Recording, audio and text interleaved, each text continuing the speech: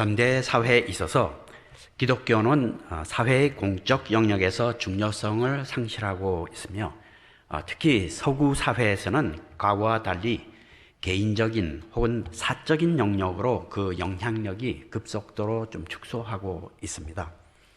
학자들은 이 점에 대해서 주된 이유로 전체 기독교 인구의 감소로 보고 있지만은 반드시 그렇다고 보지는 않습니다.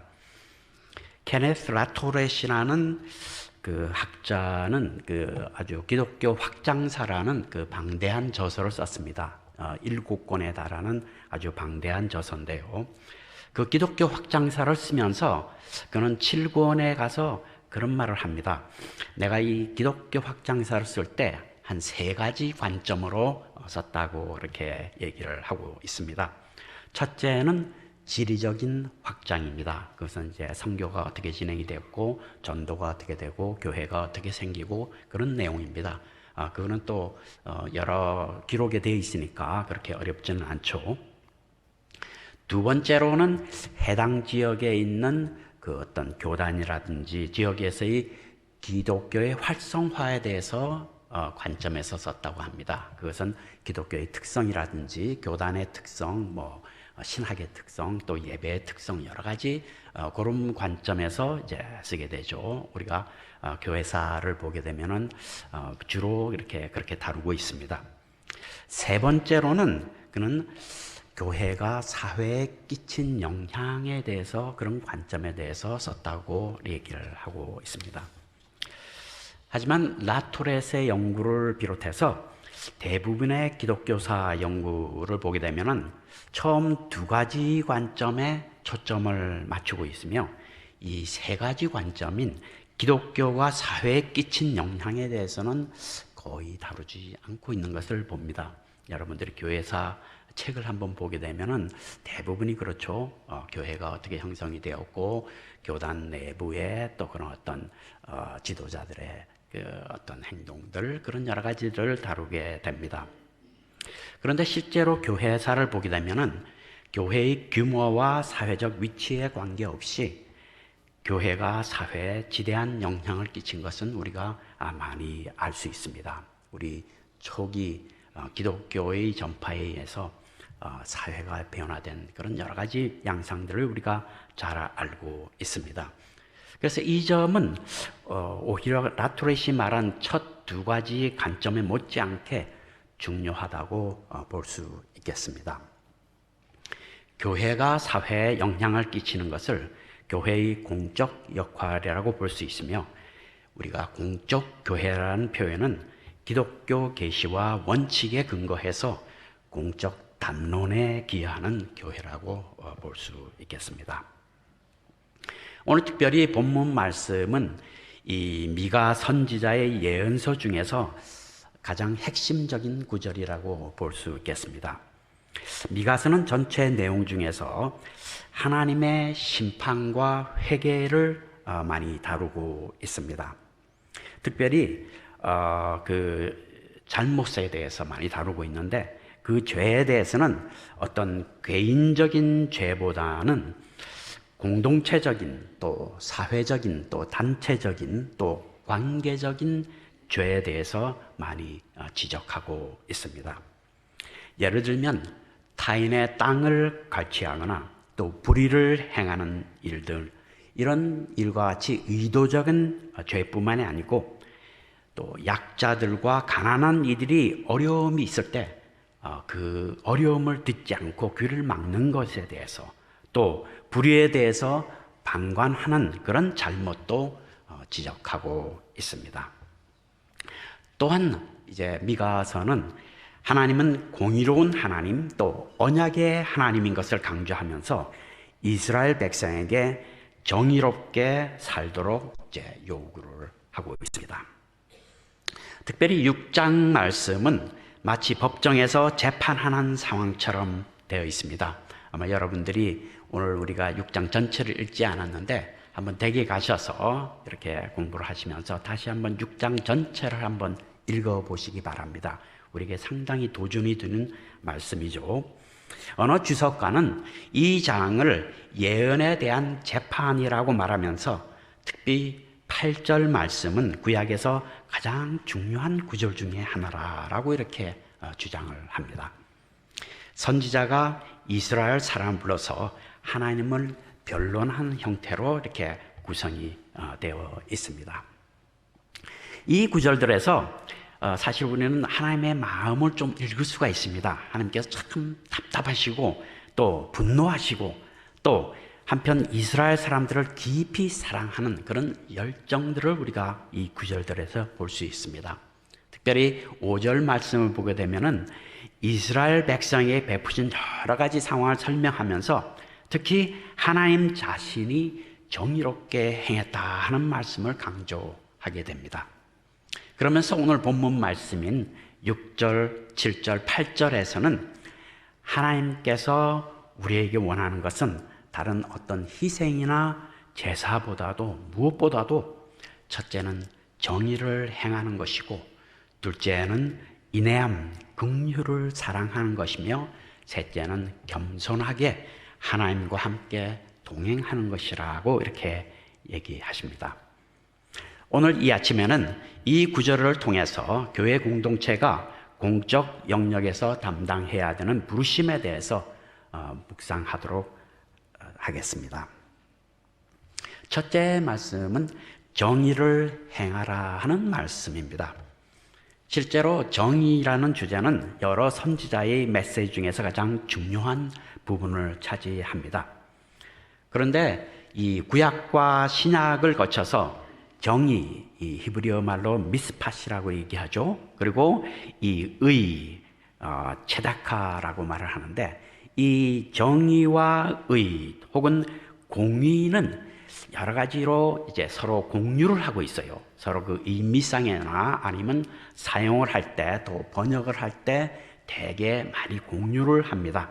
그래서 우리 한글 번역에도 개정 개역에는 정의라고 되어 있고 또 개역 한글과 새 번역에는 공의라고 되어 있습니다. 이제 공평하고 어려움이라고 볼 수 있겠습니다. 그리고 또 어떤 번역에는 의라고 되어 있습니다. 그래서 우리 영어로 말하면 justice 혹은 righteousness 그런 의미가 되겠죠. 그런데 이 용어가 해석이 될 때 이 의롭다 하는 것은 하나님과 나와의 관계에서 그리고 정의는 사랑과 사람 관계에서 많이 이제 이해가 됩니다. 그런데 종종 신앙인들이 우리 의에 대해서 righteousness에 대해서 또 justice 정의에 대한 개념에서 의를 우선시하고 정의에 대해서는 부차적으로 생각하는 경우를 종종 보게 됩니다. 하지만 이 두 개념은 아주 긴밀하게 연결이 되어 있고 또 성경에서 선지자들을 통해서 또 예수 그리스도의 가르침을 통해서 거듭 강조되면서 이 두 가지 개념은 신앙인의 믿음과 행동에서 분리할 수 없는 기본적인 개념이 되는 것입니다. 특별히 정의의 문제는 우리가 타인과의 관계성에서 연관되는 것이며 우리가 공동체를 볼 때 교회가 사회에서 어떤 영향을 끼치고 또 어떻게 더불어서 공동의 선을 이루는가 하는 데 있으며 또 우리의 신앙과 깊이 연관을 가지고 있습니다. 특별히 정의를 행한다 할 때 하는 관점에서는 교회가 해야 할 역할은 공적인 토론의 장에 교회가 적극적으로 동참하는 것입니다. 특별히 교회가 단지 신앙의 문제만 다루는 것이 아닌 사회 전반에 참여해야 되는 것이죠. 요즘 이제 교계에서는 또 학계에서는 공적 신학의 토의가 활발하게 진행되고 있습니다. 물론 교회가 사회, 정치, 경제 전반의 모든 문제를 해결하지는 못하지만은 우리가 교회가 가지고 있는 영적, 윤리적 그리고 도덕적인 가치관을 전달함을 통해서 그 해결점을 비기독교인들과 상호 해결해 나가도록 하는 것입니다. 여러분들이 잘 아시는 그 톰 라이트라는 학자가 있습니다. 이 학자는 이제 복음서를 쭉 연구하면서 이 복음서를 자기는 두 단어로 압축시킬 수 있겠다라고 얘기를 합니다. 하나는 십자가, 또 하나는 하나님의 나라라고 얘기를 합니다. 그러면서 십자가는 우리의 신앙과 영적인 내용, 그리고 하나님 나라는 우리가 사는 세상에서 일어나는 일들이라고 말하면서 우리 기독교인들은 한 부분에 치우치지 신앙을 가져야 한다고 이제 촉구를 합니다. 우리가 때때로 사회 참여를 하다 보면은 민감한 문제에 부딪히게 됩니다. 우리가 세대 간의 역차가 있고 또 사회, 문화, 정치, 경제적 양극화의 문제들, 또 인종의 문제들, 또 사회적 갈등의 문제, 또 환경의 문제, 소외된 자들을 돌아보는 문제 등이 많이 문제가 있는데 이런 문제들을 우리가 피하는 것이 아니고 부대끼고 같이 하나님 나라는 같이 부대끼고 그 문제에서 같이 고민하고 해결점을 찾으려고 하는 노력이죠. 그리고 또 지역교회와 토론이나 대화를 통해서 혹은 힘을 합쳐서 공동의 선을 추구하는 것이 중요하다고 봅니다. 더 나아가서 때때로 이제 교회는 공동체는 불의에 대해서 어떤 적극적인 저항과 변화를 추구해야 됩니다. 선지자는 불의에 대해서 지적하고 적극적인 참여를 요청하고 있습니다. 특별히 성경은 선지자들은 이 고아와 과부 또 이주민 등 가난한 자들과 약자들에게 정의를 행할 것을 촉구합니다. 우리가 교회사를 보게 되면 여러 가지 많은 예가 있죠. 교회가 이 사회에 참여해서 많은 것을 바꾸는 것이 있는데 그 중에 한 예가 이 노예 해방을 추진한 기독교인들을 볼 수 있습니다. 이제 영국과 미국 또 여러 나라들이 노예 제도를 오래전부터 해왔습니다. 보통 이제 서아프리카에 있는 노예들을 데리고 와서 영국의 리버풀이라든지 런던, 브리스톨 이런 등지에서 영국 전역으로 또 미국으로 이 노예 매매를 해왔습니다. 아주 상당히 많은 수입이죠. 이에 대해서 사회적으로 보편적으로 그냥 인정하고 받아들이는 추세였어요. 그런데 몇몇 복음주의 기독교인들이 중심이 되어서 캠페인을 벌이기 시작합니다. 그래서 결국은 1833년 영국 의회에서 노예제도 폐지를 이제 통과하게 됩니다. 이제 미국에서는 한 30년 이후에 1860년대부터 본격적으로 노예 해방이 일어나게 됩니다. 당시 이들이 확신했던 것은 모든 사람은 하나님의 형상으로 창조되었던 것과 또 사도 바울이 강조한 대로 그리스도 안에서 유대인이나 헬라인이나 종이나 자유자가 동등하다는 하나님 말씀 가운데 확신을 가지고 이제 운동에 참여한 것을 봅니다. 이들 몇몇 기독교인들의 행동으로 인해서 영국의 또 미국의 역사가 변화된 것을 볼 수 있습니다. 두 번째로 미가 선지자는 긍휼을 사랑하라라고 말하고 있습니다. 인자를 사랑하라라고 얘기합니다. 정의를 추구하고 불의에 항거하는 일과 함께 긍휼을 베풀어야 한다고 얘기합니다. 이것을 우리가 영어로 compassionate justice라고 말을 합니다. 긍휼적인 정의라고 볼 수 있겠습니다. 긍휼을 동반한 정의로의 추구라고 볼 수 있겠죠. 때때로 우리는 정의를 추구한다고 하면서 실제로 자신의 이익 혹은 자신이 속해 있는 공동체의 이익을 정의라고 착각할 수 있습니다. 정의는 약자와 가난한 자 그리고 소외된 이들을 향한 긍휼이 우선되어야 될 것입니다. 이 긍휼이라고 말하는 자비, 자애라고 말하는 이 언어 헤세드라는 말은 이 구약에 있어서 가장 기본적인 그런 하나님의 성품 중에 하나입니다. 자애, 은혜, 신실함이라고 볼 수 있겠죠. 또 성경상에 보게 되면 하나님께서 사람들을 볼 때 깊은 긍휼한 마음을 가졌다고 여러 번 나오고 있습니다.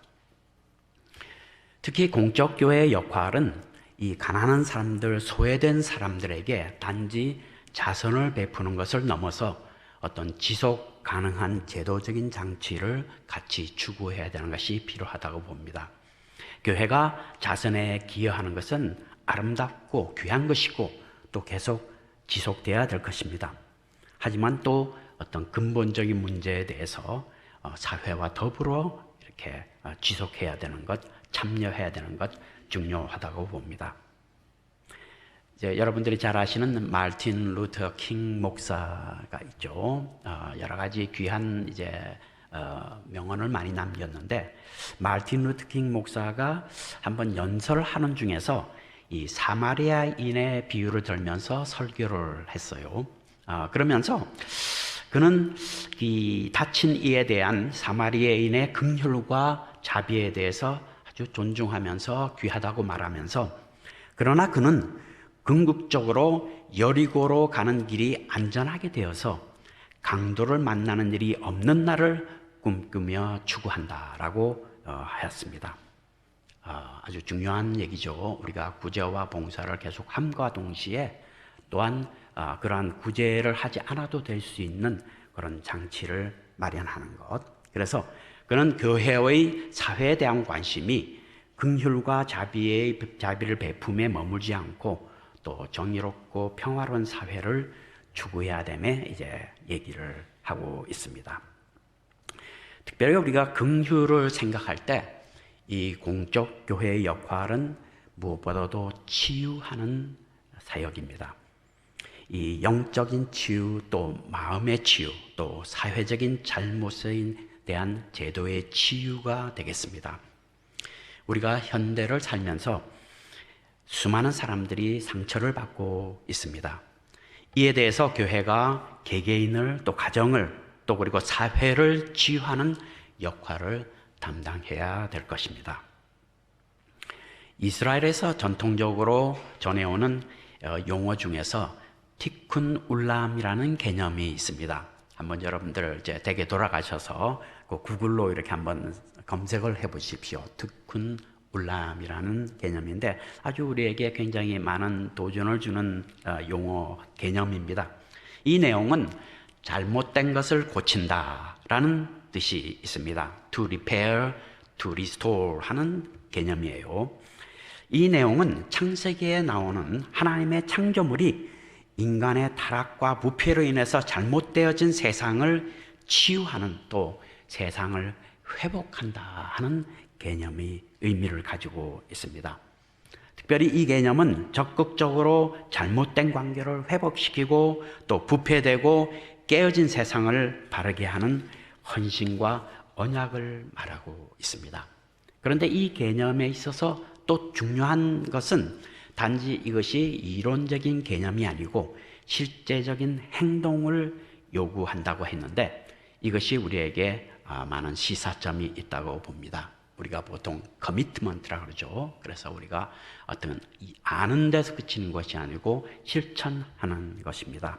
그래서 교회는 치유를 통해서 하나님의 사랑과 정의를 지역사회에 나누게 되는 것입니다. 세 번째로 이제 미가 선지자는 겸손하게 하나님과 함께 행하는 것이라고 말하고 있습니다. 하나님께서 우리에게 선한 것이 무엇인가를 보여줬는데 그 중에 세 번째, 겸손하게 하나님과 함께 행하는 것. 우리가 겸손하게 행한다는 것은 여러 가지로 해석할 수가 있겠죠. 그런데 오늘 이 본문 말씀에서 이것은 또 우리가 어떤 아젠다를 설정하기 전에 하나님의 뜻을 추구하고 또 교회가 할 공적 사명에 대해서 기다리는 자세라고 또 볼 수 있겠습니다. 이것은 무엇보다도 우리가 말씀을 통해서 그리스도의 전인적 사역을 배우는 것이며 또 실천하는 것입니다. 우리가 말씀을 배울 때 어떤 지식적으로 그치지 않고 그것을 우리가 어떻게 실천할 것인가 하는 것을 공부하고 상고하는 것입니다. 교회가 한 지역에 존재할 때 그 교회는 말씀을 바탕으로 해서 성장하게 되고 또 말씀을 통해서 그리스도의 복음의 가치를 나누게 됩니다. 또 말씀에 깊이 들어가고 바로 쓰는 것이 우리에게 무엇보다도 중요한 것입니다. 사실 우리 한국 기독교의 역사를 보게 되면은 정식 선교사들이 제물포를 통해서 들어오기 전에 이미 성경 말씀이 쪽복음이 존 노스와 한국인 동역자들에 의해서 1882년에 번역이 되었으며 또 서상윤이라든지 여러 이제 권서인이라고 그러죠. 전도자들이 이 쪽복음을 배포하고 있었어요. 그래서 이 기독교의 역사를 보게 되면은 성경 말씀에 근거해서 이 변화받은 사람들로 인해서 이 영적인 변화뿐만이 아니고 사회 개혁이 일어납니다. 우리가 사실 한국 교회의 상징이 되는 이제 부흥회 우리가 많이 얘기를 하죠. 그런데 사실은 부흥회는 성경 공부, 이 사경회를 통해서 진행이 되고 또 한 서양 선교사는 한국 기독교를 성경적 기독교라고 표현을 해요. 바이블 크리스찬이티라고 이렇게 표현할 정도로 우리 한국 기독교는 성경에 기초를 둔 기독교입니다. 특별히 1907년 평양 대부흥을 비롯해서 교회가 크게 부흥했는데 우리는 이 대부흥을 영적으로만 이제 해석하는 경향이 있는데 사실 이 영적 대부흥을 통해서 이 사회적인 개혁을 이루게 되는 것을 잘 볼 수 있습니다. 또 특별히 말씀을 통해서 또 부흥운동을 통해서 이제 영향을 받은 많은 기독교 지도자들이 개화운동 또 계몽운동을 통해서 사회와 국가를 변화된 사실을 잘 알고 있습니다. 또 3.1운동 당시에도 이 부흥운동을 통해서 영향받은 사람들이 적극적으로 이 3.1운동에 참여하게 되는 것을 봅니다.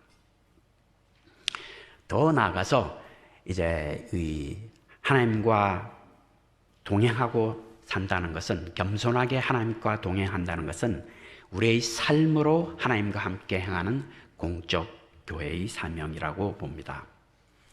우리는 때때로 교회의 공적 역할을 복음 전파에 국한할 수 있습니다. 물론 중요한 일이죠. 계속 해야 되죠. 하지만 한편으로 우리는 복음의 가치관에 따른 삶을 살면서 개인과 가정 그리고 사회가 변화하고 그리스도의 복음의 가치를 삶에서 드러내야 되는 것입니다. 그 위르겐 몰트만이라는 신학자는 이런 말을 합니다. 모든 사람들은 그들의 삶을 구성하는 데 있어서 삶의 의미, meaning of life죠. 그 다음에 삶의 방식, 라이프 스타일이 있다고 얘기를 하면서 이 두 가지가 항상 조화를 이루어야 된다고 얘기를 합니다. 기독교로 보게 되면 이제 삶의 의미라는 것은 개인의 신학 또 신앙 그런 것이 되겠고 또 삶의 방식은 이 믿음을 행동으로 드러내는 것이라고 볼 수 있겠습니다. 윤리적인, 도덕적인 또 우리 행동적인 삶을 말할 수 있습니다. 그래서 우리가 보통 믿음과 행동이라고 말을 많이 합니다.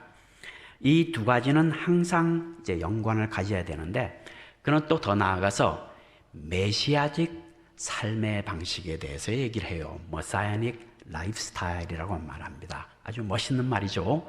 메시아적 삶의 방식 이렇게 얘기를 하면서 이것은 어떤 노력을 하거나 훈련을 통해서 이루어지는 것보다는 그리스도의 고난과 희망에 동참함으로써 그 말씀 가운데 깊이 들어감으로써 우리한테 자연스럽게 하나님께서 주시는 그 특권이라고 말하면서 이것은 그리스도인이 가져야 되는 정체성의 어떤 한 핵심 부분이라고 얘기를 하고 있습니다.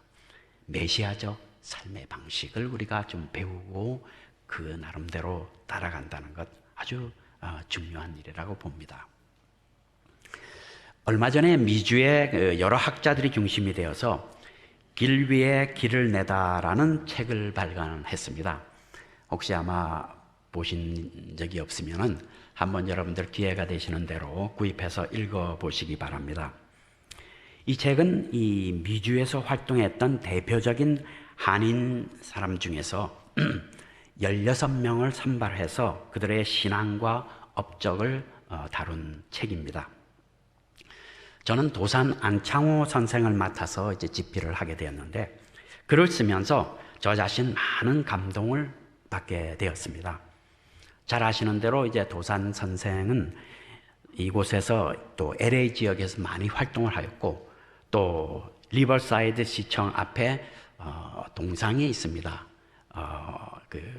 아주 가까운 데니까 여러분들 혹시 가보지 않은 분이 있으면은 한번 가족 동반해서 여러분들 한번 가보시기 바랍니다. 꼭 이렇게 방문하시기 바랍니다. 저희들이 이제 교수로 있다 보면은 이 교수 직업병이 있습니다. 그 직업병이 뭐냐면 이제 항상 강의를 할 때나 무슨 뭘 할 때 학생들에게 이렇게 숙제를 냅니다. 항상 숙제를 생각하고 숙제를 내와요. 다음 때까지 만날 때까지 이렇게 뭐를 읽어와라. 또 숙제를 해와라. 에세이를 써라. 이렇게 항상 하거든요. 그러니까 여러분들 양해 바랍니다. 이것도 또 하나의 숙제가 되는데 오늘 여러 가지 숙제가 많습니다. 근데 또 여러분들이 어차피 숙제를 해야 되니까 메모지에 여러분들 작성하면서 이번 주가 아니더라도 한번 가족들하고 꼭 한번 방문하시기 바랍니다. 그분은 어렸을 때 기독교를 접하게 되고 또 선교사의 도움을 받아서 유학을 오게 되는데 그때부터 이제 한인들을 위해서 단체를 조직하고 그 후에 독립운동에 적극적으로 참여하게 됩니다. 그리고 상해 임시정부를 아주 주도하는 아주 중요한 역할을 담당하게 됩니다. 사실 그가 이제 관여했던 그런 어떤 정치적인 격동적인 상황에서 타협적인 요소가 많습니다.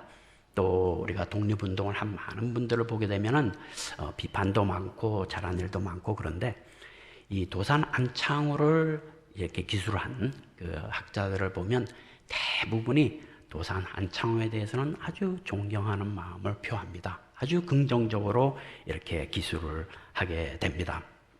특별히 그는 기독교 신앙에 기초한 사회 윤리적인 어떤 신실한 삶과 행동을 보여준 것을 볼 수 있습니다. 그는 이제 상해에서 체포되어서 한국으로 이제 압송이 되었고요.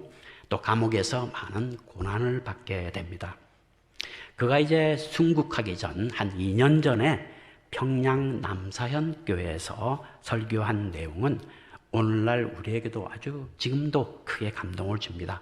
지금 이제 인터넷에 하시면은 바로 찾아볼 수 있습니다. 한번 여러분들 이제 또 돌아가시면 한번 찾아셔서 꼭 한번 읽어보시기 바랍니다. 지금도 우리에게 감동을 주는 그런 설교 말씀이에요. 마지막 이제 설교를 마치면서 그는 이렇게 말을 합니다. 우리 그리스도인들은 민중의 성각자가 되어서 먼저 실천적인 사랑을 생활을 하고 모든 방면에 나아져서 새로워져서 이 강산에 천국을 세우도록 용진해 나아갑시다 하고 이렇게 설교를 마쳐요. 참 굉장히 감동적인 말이죠. 우리 성각자가 되어야 된다는 거, 또 실천적인 사랑을 하고 모든 방면에 나아져서 새로워져서 이 강산에 천국을 세우자 하는 말입니다. 그 천국은 그 당시에 그분은 이제 한국의 독립이었죠. 또 우리는 통일이 될 수 있겠고 또 여러분들 각자가 생각하는 그런 하나님께 구하는 것이 있을 겁니다. 우리가 한 분 한 분 그렇게 생각하고 기도하는 과정을 지키기 바랍니다. 특별히 그는 그리스도를 향한 깊은 신앙을 삶으로 실천한 사람이었으며 또 겸손하게 하나님과 함께한 사람이었습니다. 이제 말씀을 마치려고 합니다. 선교학자 데이빗 보시라는 학자가 있는데 그는 Transforming Mission이라는 책을 썼어요. 우리 한국말로는 번역하는 선교라고 이제 번역이 되는데 이 책의 제목에 대해서 이 데이빗 보시는 설명하면서 선교를 통해서 하나님께서는 세상을 크게 바꾸신다. 한편으로 이 교회가 선교를 통해서 세상과 접할 때 또 교회 자체가 많은 변화를 겪게 된다라고 말하면서 변혁은 양방향으로 일어난다라고 얘기를 하고 있습니다. 우리는 때때로 세상을 바꾸려는 생각을 많이 하면서 교회 갱신에 대해서 좀 등한시할 수가 있는데요.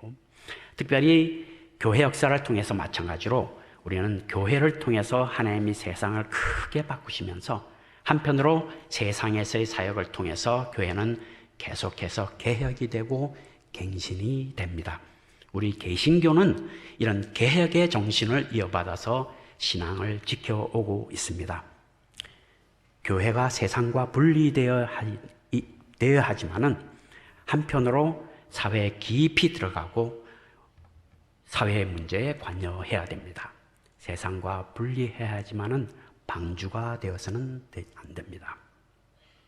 우리가 사회에 깊이 들어가고 문제에 부딪히고 또 사회 문제에 관여해야 됩니다.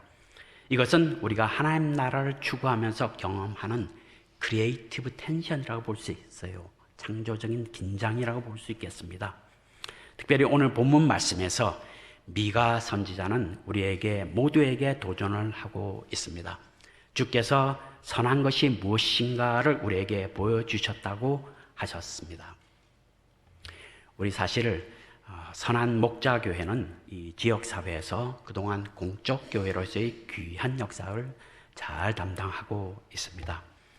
이제 계속해서 미가 선지자가 지적한 이 정의의 실천, 또 인애와 긍휼의 추구함, 그리고 겸손하게 하나님과 함께 행하는 일에 우리가 선한 목자교회가 더 깊이 또 더 폭넓게 지경을 넓히면서 우리 하나님 나라를 더욱더 확장하는 귀한 교회가 될 것을 여러분들에게 축원드립니다.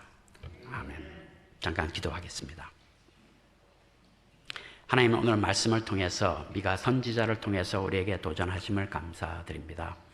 우리가 이 말씀을 받고 실천하면서 또 주님께 영광을 돌리는 우리 한 사람 한 사람들이 될 수 있도록 주님께서 함께하여 주시옵소서. 예수 그리스도의 이름으로 기도드립니다. 아멘.